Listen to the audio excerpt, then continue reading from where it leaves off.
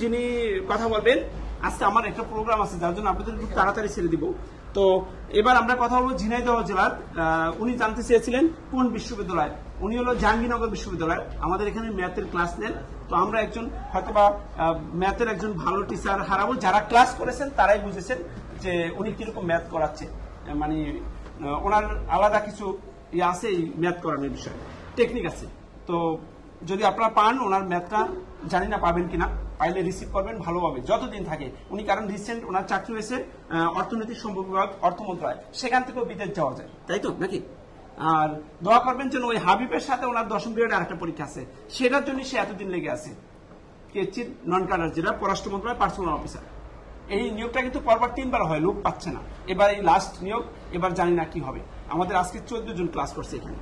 ওকে, তাহলে একটু প্লিজ আপনার পরিচয়টা একটু দেন। এই প্রথমবারের মতো সে এখানে একজন চাকরিজীবী হিসাবে কথা বলছে, এর আগে যতদিন সে টিচার হিসাবে কথা বলছে। জি প্লিজ। আসসালামু আলাইকুম, ভালো আছেন সবাই?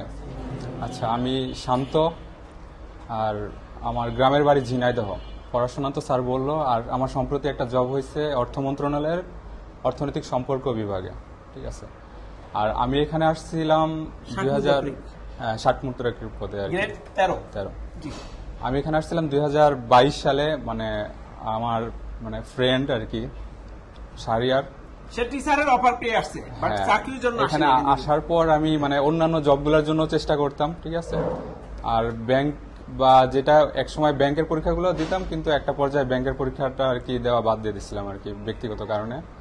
তো অন্যান্য চাকরির সাথে এখানকার যেই পার্থক্য, এখানে যে শুনলেন যে হাবিব ভাই 7টা জব হয়েছে, আর অনেক জবে আর কি হাবিব ভাই ভাইবা দিতে যায় নাই, কিংবা এই যে ভাইয়ের জব হয়েছে মনে হয় 3টা, তাই না? 3টা। আপনি কি তার ক্লাস করছিলেন ম্যাথে? তো এখানে আপনারা যে জায়গাটা আসছেন, এখানে এই যে 7টা 3টা 5টা করে জব হয় আর কি, এই জায়গার একটা বিশেষ কারণ আছে আর কি, ঠিক আছে। এটা আপনারা এখানে থাকলে এটা জানতে পারবেন। আর আমি এখানে আসার পর আমি অনেকদিন যাবত আর কি ওই অন্যান্য জায়গায় চেষ্টা করতেছিলাম আর কি। আর আমার 22 সালের পরে 23 সালে হলো যে সার্কুলারটা ছিল স্যার, পিএসসি নন ক্যাডারের, পিএসসির যে সার্কুলারটা ছিল, একটা হলো পররাষ্ট্র মন্ত্রণালয়ের আর একটা বিভিন্ন মন্ত্রণালয়ের। এখানে তখন থেকে আমি শর্ট হ্যান্ড শিখতাম আর কি, ঠিক আছে। শর্ট হ্যান্ড শিখতাম, টাইপও করতাম কোচিংয়ে, কিন্তু শর্ট হ্যান্ড টাইপের পরীক্ষাগুলো দেওয়া হতো না আর কি, মানে যে পরীক্ষাগুলা। তো একটা পর্যায়ে এখানে দেখি যে সবার জব হয় আর কি, জব হলে আমার ভালো লাগতো। স্টুডেন্ট এখানে মোটামুটি যাদের ক্লাস নেই, যারা শেষ পর্যন্ত ছিল, জব হলে দেখা গেল মনে হইতেছে আমারই জব হয়েছে আর কি, এরকম একটা ফিল হইতো আর কি। তারপরে জব হওয়ার আগে অনেক স্টুডেন্টের সাথে কথা হইতো, কার কি অবস্থা, যে জবটা কোন জায়গায় কি হয়েছে, কোন জায়গায় ম্যাথ ভুল হইলো বা কোন জায়গায় টাইপের সমস্যা হয়েছে। তো যখন এসে বলতো যে, হঠাৎ করে বলতো যে স্যার জব হয়েছে, এরকম একটা বিষয় আর কি। আমার ক্ষেত্রেও এরকম হয়েছে যে আমি সকালবেলা শুয়ে আছি, আমার একটা স্টুডেন্ট আর কি জানাইছে রেজাল্টটা দেখে আর কি, ঠিক আছে, যে স্যার আপনার তো রোল আসছে আর কি। তো এরপরে আমি হলো যে কিছুদিন আগে স্যারের অর্থ মন্ত্রণালয়ে ষাটলিপিতে, অর্থ মন্ত্রণালয়ে আমি আর কি প্রথম আর কি ষাটলিপিতে 4-5 মাস আগে আর কি অর্থ মন্ত্রণালয়ে আমি প্রথম ভাইবা দেই স্টেনোতে, ঠিক আছে। অর্থ বিভাগে, অর্থ মন্ত্রণালয়ের অর্থ বিভাগে। সে এখনো অর্থ মন্ত্রণালয়ে চাকরি করেন, তো চাকরি হয়েছে, সেটা হচ্ছে অর্থনৈতিক সম্পর্ক বিভাগ। আর আমাদের প্রথম ভাইবা ছিল আমার সাথে অর্থ বিভাগে আর কি, সেটা বলছিলেন। হ্যাঁ, অর্থ মন্ত্রণালয়ের অর্থ বিভাগে ভাইবা দেই। এর পাশাপাশি আমি আরো দুই জায়গায় ভাইবা দিচ্ছি আর কি। এটার পাশাপাশি কোস্ট গার্ডে ভাইবা দিছিলাম, আর নির্বাচন কমিশন আমার একটা সামনে ভাইবা আছে আর কি। আর যেখানে জবটা করতেছি সুপারিশ প্রাপ্ত, এখনো জয়েন হয় নাই, হয়তো সামনের মাসে বা পরবর্তীতে হয়তো জয়েন হবে আর কি আমার, হ্যাঁ ডিসেম্বরের দিকে আর কি। তো এইটা হলো আমার 4র্থ ভাইবা, ঠিক আছে। আর চেষ্টা করতেছে এখানে যে সামনে আমার পরীক্ষা আছে, আমার জন্য দোয়া করবেন। আর এখানে বিষয়টা হলো যেটা, যে 7টা 5টা করে জব হয়, এটার কারণ হলো যে ঢাকা বহুবাসীতে যারা আর কি এখানে পড়াশোনা করে, তাদের এখানে ভালো ভালো টিচার তো থাকেই, ঠিক আছে। আরেকটা বিষয় হলো শর্ট হ্যান্ড বা টাইপ, এখানে অনেক ল্যাব আছে, আপনাদের তো সুযোগ সুবিধা অনেক বেশি। আগে ল্যাব ছিল এখানে মেয়েদের, আর এখানে ছেলেদের ছোট করে ল্যাব ছিল, এখন হলো অনেক বড় পরিসরে ল্যাব আছে, বড় পরিসরে লাইব্রেরি আছে, ঠিক আছে। তো এখানে পড়াশোনার সুযোগ থাকে। আর এখানে টেবিলে বসে আছে, দেখা যাচ্ছে কিছুক্ষণ পর একজনের জব হয়েছে। এই জিনিসটা থেকে অনেকে অনুপ্রেরণা পায় আর কি, যে একটু আগে আমার সাথে বসে পড়তেছিল আর কি, জবের জন্য চেষ্টা করতেছে কিন্তু তার জব হয়ে গেছে, বুঝতে পারছেন? তো এখান থেকে যদি আপনারা না চলে যান, আপনারা এখানে আসছেন, যারা শেষ পর্যন্ত আছে সবার আর কি একটা সময় না একটা সময় জব হয়ই আর কি। মানে আপনি যদি চলে যান তাহলে তার একটা আলাদা বিষয় আর কি, ঠিক আছে? কিন্তু আপনারা যদি শেষ পর্যন্ত থাকেন ইনশাল্লাহ জব হবে আপনাদের জন্য।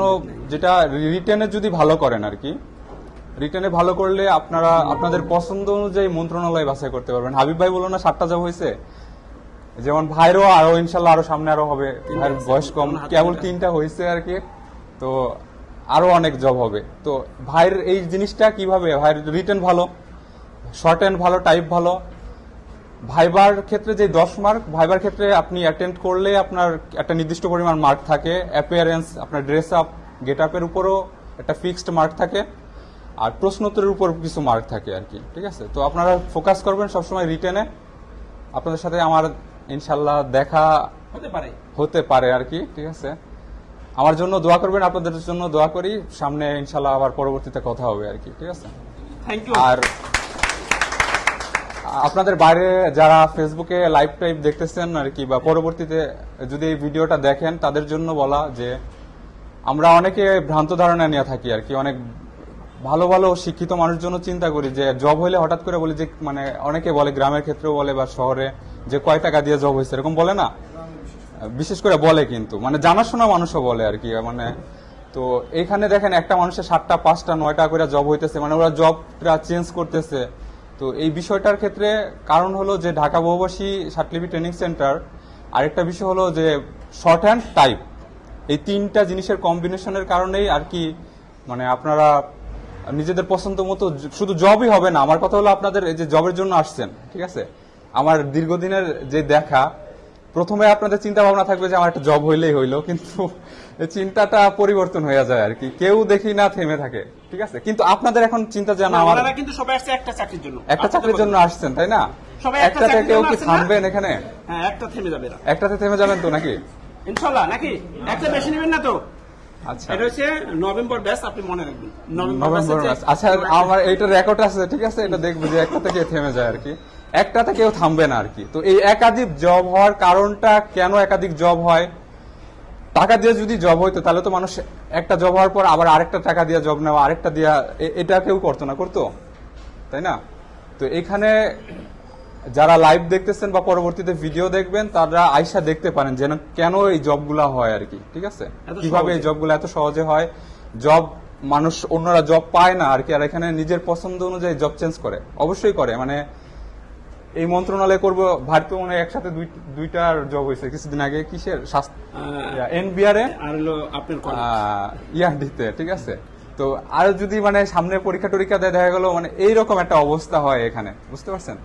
তো আপনারা তো চলেই আসছেন, যারা পরবর্তীতে ভিডিওটা দেখবেন তারা আর কি আইসা ভর্তি হন বা না হন, এটলিস্ট এসে দেখা যান আর কি, ঠিক আছে? প্রতিদিন যে কেন এইভাবে জব টব হয় বা খোঁজ খবর নেন, যাদের জবের ইচ্ছা আছে আর কি, ঠিক আছে? ওকে, থ্যাংক ইউ স্যার, জন্য একটা জোরালো বার্তা দিন। আর আমার জন্য দোয়া করবেন, আপনাদের জন্য, সবার জন্য দোয়া রইলো, ঠিক আছে? পরবর্তীতে যখন যদি দেখা হয় তাহলে ইনশাল্লাহ কথা হবে। কিভাবে দেখা হবে? সে তো বিদেশ চলে যাবে, আমাদের জন্য চকলেটের কথা আমরা বলে রাখি, সে তো বিদেশ গেলে জন্য আমাদের জন্য চকলেট নিয়ে আসে, কারণ সে তো অনেক রাষ্ট্র ঘুরবে। থ্যাংক ইউ, আমরা দোয়া করি, হ্যাঁ, সেজন্য বিদেশ যেতে পারে। Okay sir, thank you. এবার রাঙা